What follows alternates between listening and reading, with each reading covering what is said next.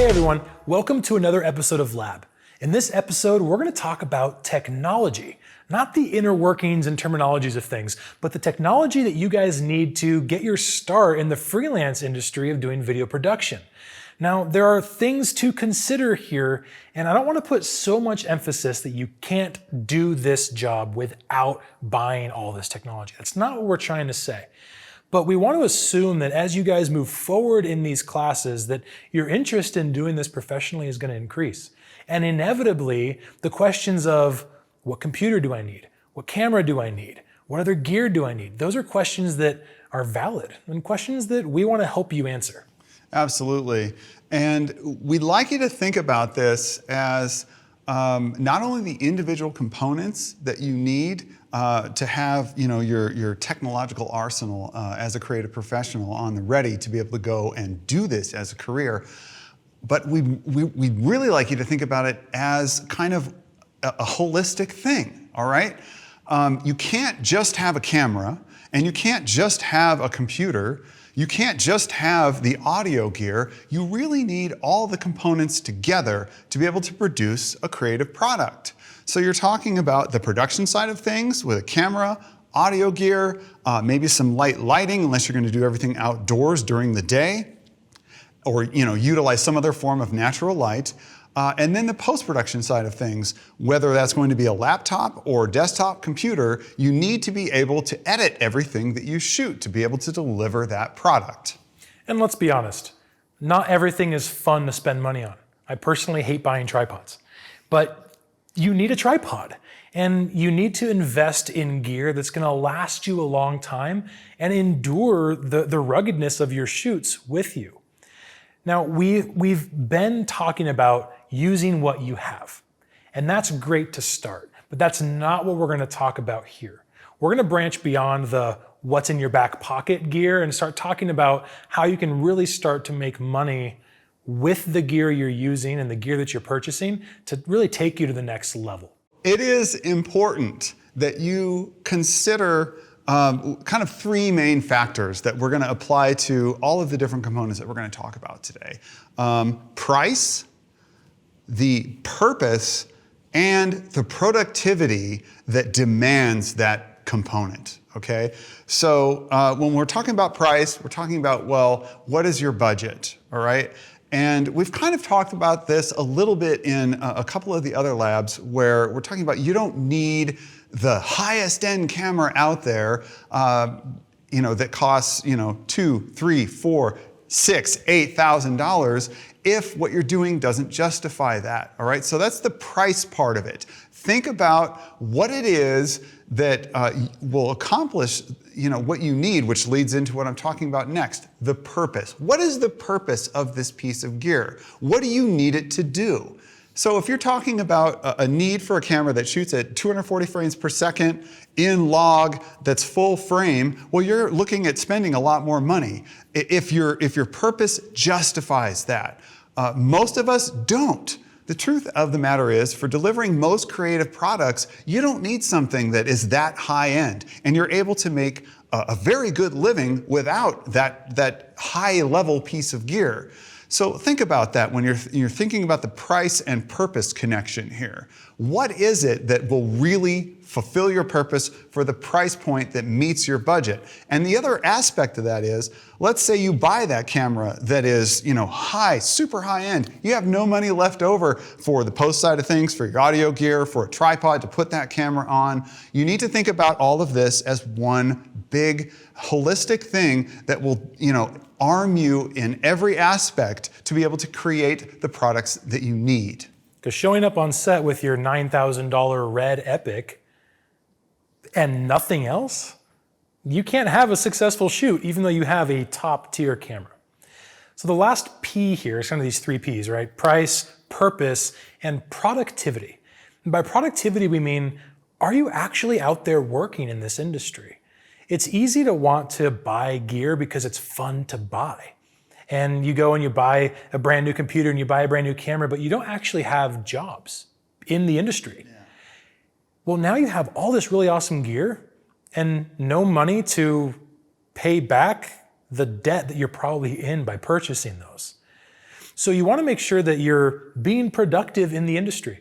If you have a client that says, hey, we need 10 real estate videos done in a month, well, that's a great excuse to probably go buy that drone, because the drone is going to help you make those videos, and the client is going to pay you that will pay back buying that drone. The worst thing you could do is do what I did. Go and buy a drone because you wanted a drone, and then literally never used it for an industry job, which means I was literally out that money just because I wanted a fun toy. Yeah, so is there a direct application for what it is that you want to buy that will, enable you to turn that into a money-making mechanism immediately? Don't make an emotional purchase here. Think about how it can actually serve you in a professional capacity in a relatively short period of time. You don't buy the gear hoping that you're going to get the jobs. You have the jobs lined up. You have networked with the people to get them. You've worked with other people, and maybe they've got too much on their plate and they have some jobs to throw you. That's how a lot of people get started. And at that point, it makes sense for you to go and buy the gear to do it. And you're going to know more about that gear, having worked with it or similar items to produce creative products before you actually go and make those purchases. So with our 3 Ps in mind then, let's start talking about the different types of technologies that you should consider looking into and investing in. Let's start our conversation about computers. Computers are one of the first lines of defense when students come to us and they're like, I need a computer. What computer do I need? Mac or PC? Do I need this? Should I invest in a graphics card? The questions can be endless and it can seem daunting. I want to say right now that at the end of the day, your operating system is really just a tool. So if you're on the fence on Mac or PC, and you know that most creative professionals are out there working on Macs, but you can really only afford this high-end PC, that's okay. I've been on a Mac every job I've ever held. I've been PC at home my entire life. Both run the Adobe programs really well. Some people really favor the Mac ecosystem. Some people favor the PC ecosystem. Neither are wrong. Max, Luke? Yeah. Hi, I'm a PC. Right, exactly. It's totally that. Luke's always been a Mac person, and I've always been a PC person. We both edit and create professionally. So to kind of take that out of the equation, let's talk about what you really need in terms of a computer. Let's talk about the power that is required for this. Some of you may be gamers out there, and there's a pretty fine line, a blurred line between gamer technology and video editor technology, because they both require a powerful PC. Some of you might be more tower-based, like a desktop tower editor, and some of you may be looking more for a mobile solution, like a laptop. There are solutions out there for everything, but they do come at a cost. Yeah, and you really have to consider, again, what the purpose of this is and what exactly you're trying to do. Now, if you're doing very basic edits, you're not doing a ton of MoGraph work, you're not handling footage that is 6K at extremely high data rates with incredible color profiles and all of that kind of stuff, or you're not doing a lot of compositing. Let's say the types of videos that you're producing are relatively basic in nature and you're able to crank these things out and really get the dollars flowing in doing that kind of thing. A lot of real estate videos, for example, are like that.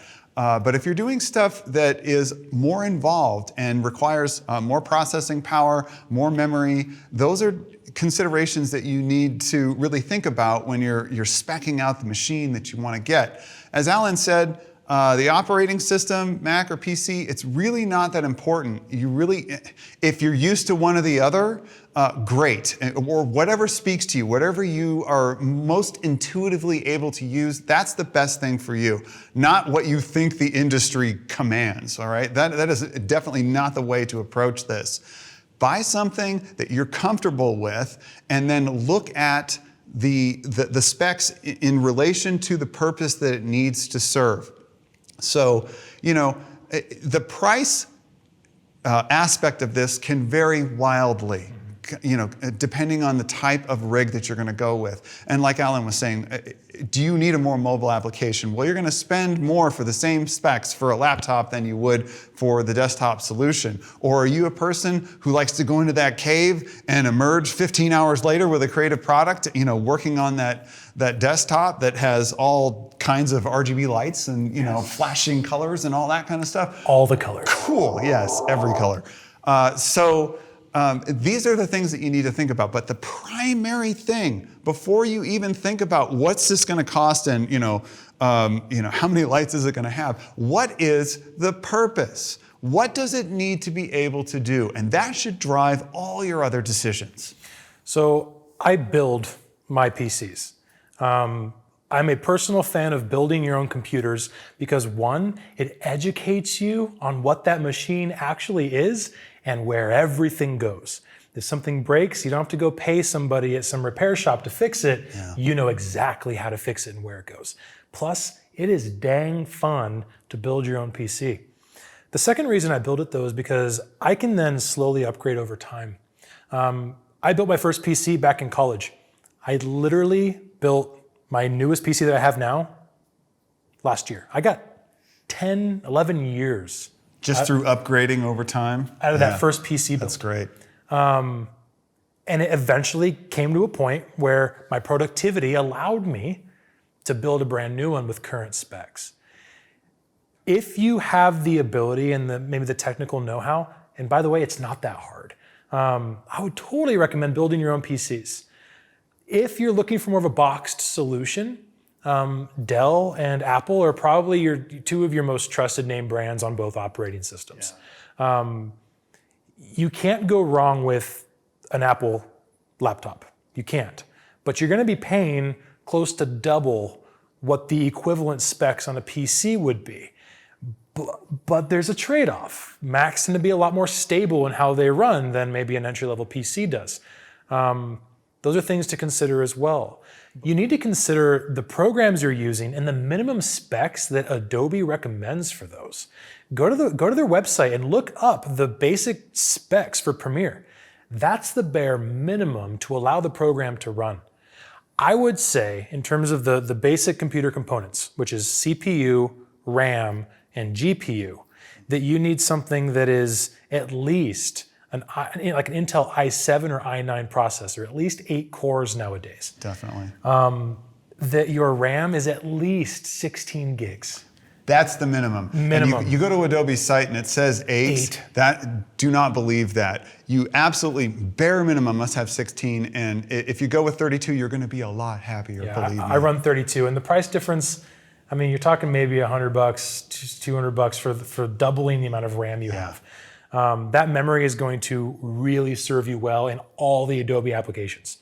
Your GPU, you may think, and this is where the gamer and video producer line actually doesn't meet, you would think that you should invest all your money in a good graphics card because what we're doing is all graphics. The Adobe programs to date do not tap into your GPU very well. In the later versions of Premiere, they're starting to integrate some GPU acceleration, but by and large, it is processor, CPU-based programs. So when you're exporting, you would think that your GPU would kick into high gear and it's going to be great. It's maxing out your CPU. So the worst thing you could do is chintz on your processor. Don't buy that i5. Buy the i7, buy the i9, and then chintz on your GPU.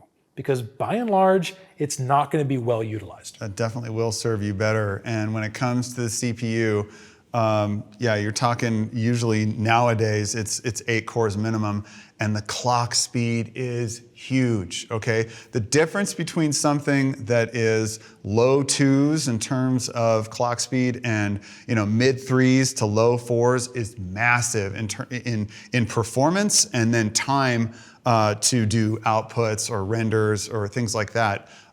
You're going to hear the fans kick on and you're going to hear Adobe just taxing that one component because that's the primary piece of your your entire rig that it's going to use the most, all right? And then it's got to have area to deal with, to process all of this stuff, to cache things, and you don't want it going to your hard drive to do that. That's why you need, the between 16 and 32 gigs of RAM. And if you go to the 32 end of things, it's going to work a lot better, a lot more fluidly. Things are going to be a lot more stable because of that too. Adobe gets really angry when it doesn't have quick access to places to put things. That's really what it boils down to.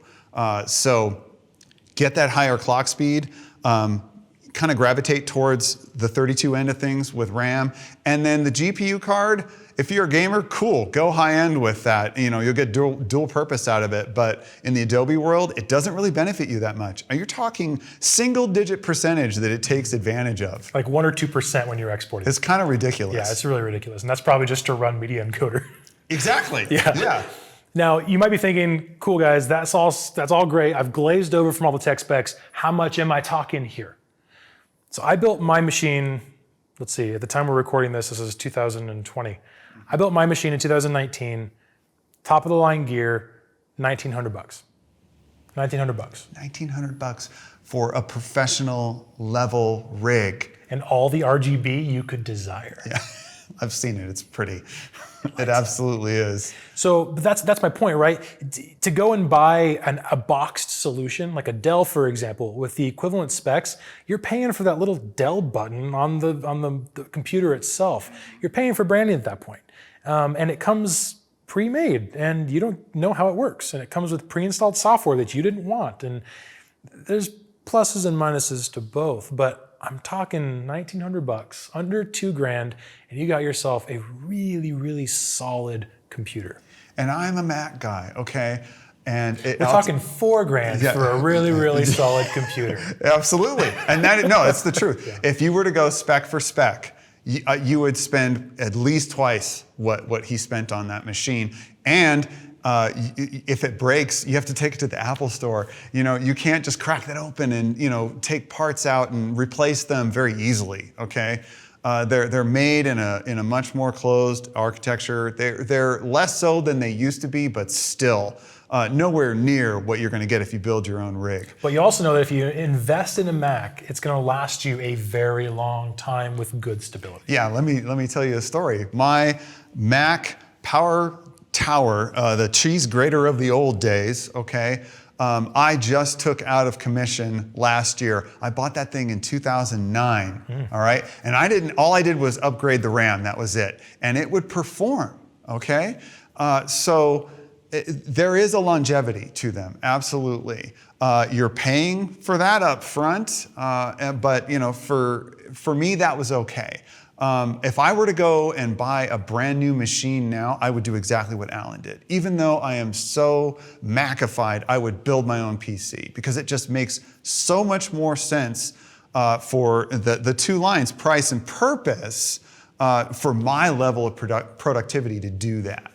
And Luke and I swore to each other before we recorded this that we wouldn't have a Mac versus PC argument on camera. Yes. So I'm just going to leave it there where he said he'd build his own PC, and we're going to move on. So I'm telling the truth. You just built a brand new computer, or you bought one and it's great, and now, oops, we need to buy a monitor. Forgot to buy a monitor. Well, I spent all that money on my components. I'm gonna go buy just the cheap $120, 24-inch LG at Best Buy that will work. Don't do that. Yeah. Don't do that. So monitors are important. It's, in fact, the thing that you're viewing. The primary representation of your work. And guys, buying a cheap monitor is going to cost you more in the long run. So monitors have color calibration. And most consumer grade monitors are in the 70-ish percent of color accuracy. And for most people's work, that's enough. For what we do as video producers, not nearly close. You got to invest in a monitor that is at least 99% RGB accurate. That means that what you're seeing on the screen is true to life. So that way when you're color correcting and you turn the greens up or you take some reds out, you know that beyond a shadow of a doubt, that's exactly what you did. For me, I was working off of this janky LG monitor for a decade. And then eventually I started turning in my work to my clients, and they were like, hey, it's super green. Could you fix that? Yeah. I'd be like, what are you talking about? It looks perfect on my screen. Oh no, it's not calibrated. So a calibrated monitor is going to cost you a bit more, and we're talking in the $500 to $600 to $700 range for a decent 25 to 27 inch, 4K monitor. But if you're talking about reducing rounds of revisions with your clients, being more efficient in terms of the amount of work that you can crank out, and delivering things that are higher quality in terms of color accuracy to begin with, then it makes a lot of sense. Spend that money, and it's not that much. We're talking about a few $100s here that in the long run is really going to pay off. I personally would recommend the Dell Ultra Sharp line. They come factory certified. You actually get the paperwork in the box that says it's been calibrated to be at least 99% RGB accurate. If you can't guarantee that, and sometimes monitor companies will bury the accuracy, dig. If it looks super pretty and super cool, it's probably not color accurate. Yeah, the product shots online, just don't believe any of that stuff. You got to look at the specs when it comes to monitors for sure.